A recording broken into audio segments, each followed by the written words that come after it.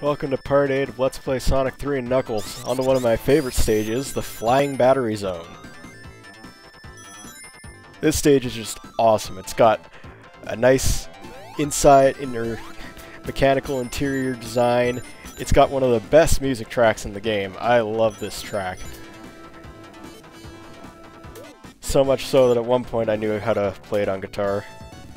But I knew how to play a lot of things on guitar, and then I kinda got lazy and less into it and forgot a lot of shit.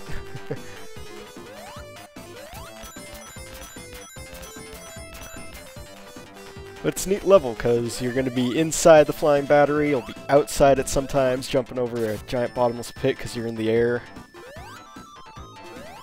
You get to see all these egg capsules that surprisingly have rings in them. Fun little fact that I believe I touched on earlier. Flying Battery Zone was originally going to be the 5th level of the game. And there's all kinds of things pointing to that, such as beta images, and one of the biggest flags was that there was still... Well, the biggest flag was the level select in Sonic 3. Flying Battery was between Carnival Night and Ice Cap Zone. There was also other things, like in Sonic 3's manual, the enemies for Flying Battery Zone were in there, yet they weren't anywhere else in the game.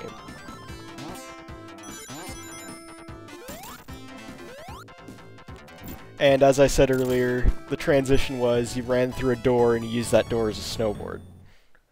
That would have been neat to see. I know there's a Sonic 3 complete hack out there that's supposed to fix a lot of things, but it doesn't fix the level order like it should have. Oh well. We still get to play it eventually, just a little bit later. We get some electromagnets here that will bring the badniks up to them. If I hit that platform there that was off to the left when I was falling, I could have run into a secret path that I didn't really know of before. Again, that's calling back to a Super Gaming Brothers Let's Play I was watching.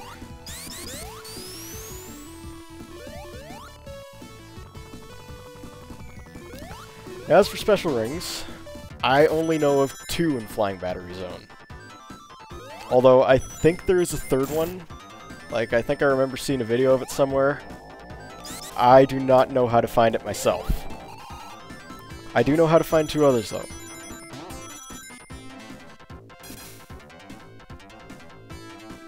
That's on a long chain, isn't it?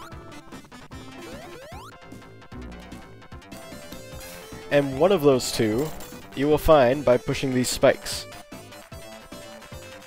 You will fall down and right into a special stage. So let's get number 5 out of the way.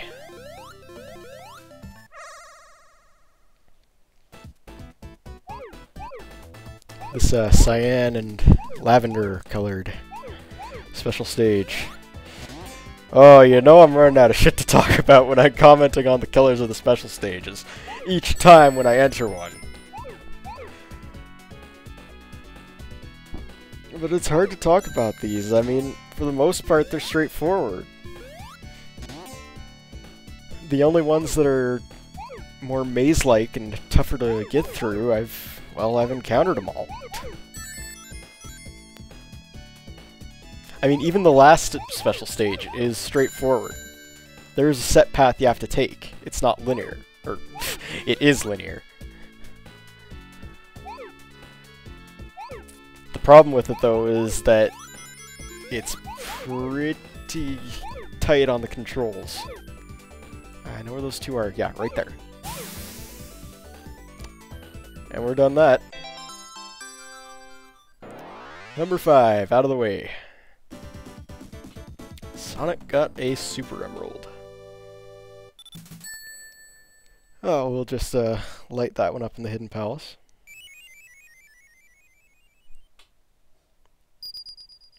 And we will get back to Flying Battery Zone. We're just about at the end. Now, if you somehow took another path, you can still get into that special stage by just jumping in from where I walked out.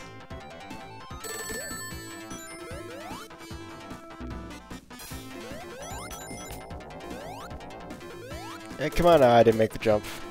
I did take out a couple badniks though. Because some of those canisters, some have rings, some act as springs, some have animals like they always do, but some of them have badniks inside. Gumball Machine? Why not? Always a fun bonus stage. Easily my favorite. Pick up a shield, maybe that last ring to get an extra life. Spoilers, I don't. I do get that extra life though. And I can't get back up there, so I just drop down. But let's go, mid-boss time. And it's an egg capsule. Oh, no it's not. Now this is an interesting one. You have to jump on top there and move aside when it gets ready to swing so it hits itself. I can assure you I would not have figured this out on my own if it was not for a pack of bubblegum with cards on it related to Sonic and Knuckles.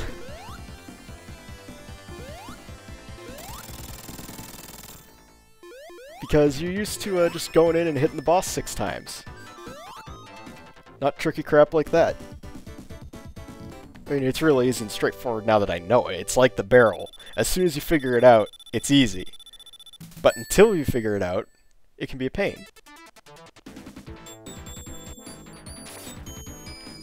And like I said, I got on a pack of bubblegum that was video game related and had these tip cards on them.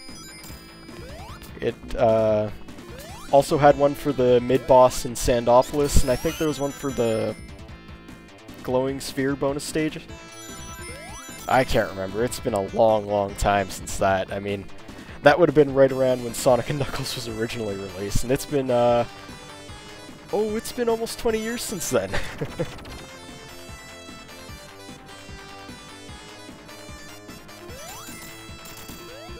Man, it has been a while, jeez. Well, I'm gonna lose another life here because this part's, pretty tricky. So we're back at the beginning and I'll go the other path instead.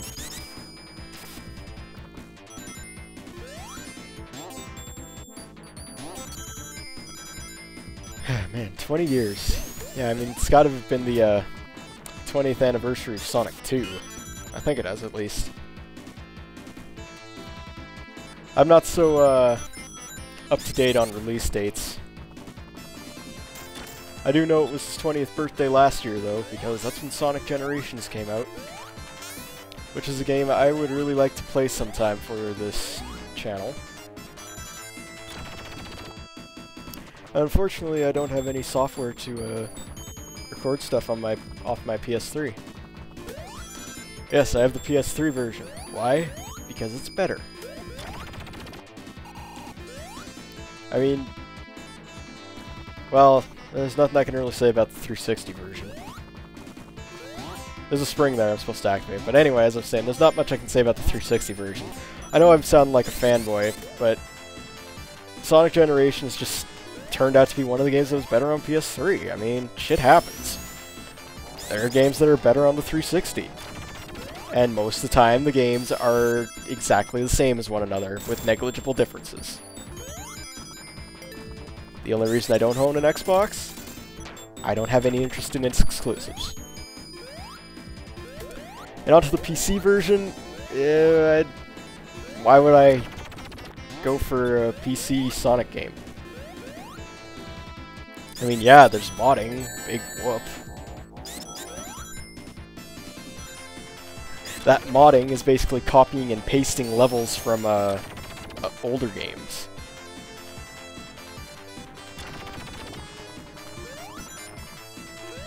Sonic Team did a good job on Generations anyway. Oh good, clipping through spikes, that's always great. Anyway, Sonic Team did a good job on Generations anyway. Why would I need more? I'm always finding myself replaying the levels already in the game. Especially Speed Highway. That is a fun level for both classic and modern.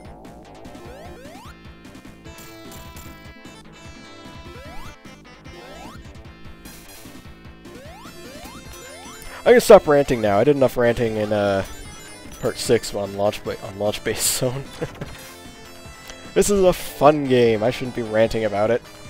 I mean, yeah, it's got a few flaws here and there, but come on, no game's really perfect except Shinobi 3.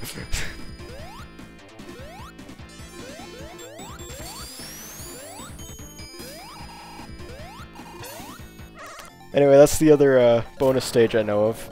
I think you can jump up there with Sonic, but if not, you can always use Tails to carry yourself up. And if you're Knuckles, obviously you just glide and climb. Now this special stage is a bit of an issue, just because I get a little lost sometimes, and sometimes finding those last 6 or last 10 rings is a problem. Or rings, spheres.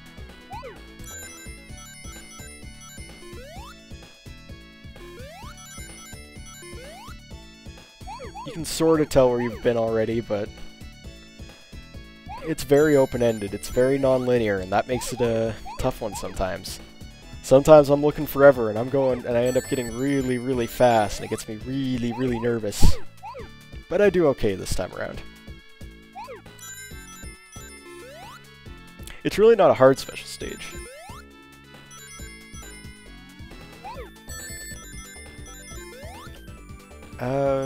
Not that way. Just 6 more, not that way. Oh, yeah, get a little spooked there. Ah, here they are. There we go. That's the 6th special stage out of the way. A nice, beautiful red emerald for us. We just got one more to go. And if I don't get it in Sandopolis, which is entirely possible since I don't know where any of the Super Emerald Rings are in that stage, I will get in Lava Reef because I do know where a few are. And the reason I don't know where any are in Sandopolis, it's such a big friggin' zone that I haven't memorized any of it. I think this is, yeah, we're coming up to a second mid-boss. Kinda looks familiar, right? From Wing Fortress Zone and Sonic 2, except I don't have any platforms to jump up there and hit it. And the room is getting smaller. Well, this seems hopeless. Guess I'll just try to survive as long as I can.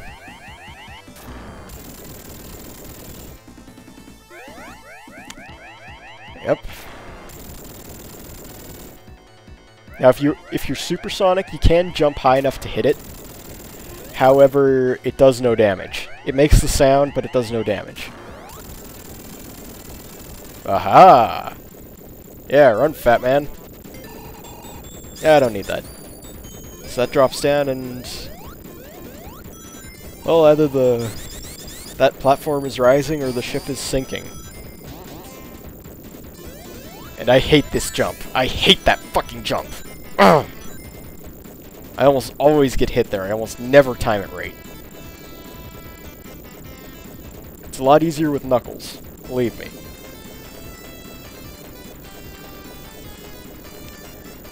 So now we get a slow climb to the top. Nothing to really say here. We're heading out to a boss fight. The boss fight. Robotnik all of a sudden comes with this, and yeah, that's off to a great start. Very productive, Tails.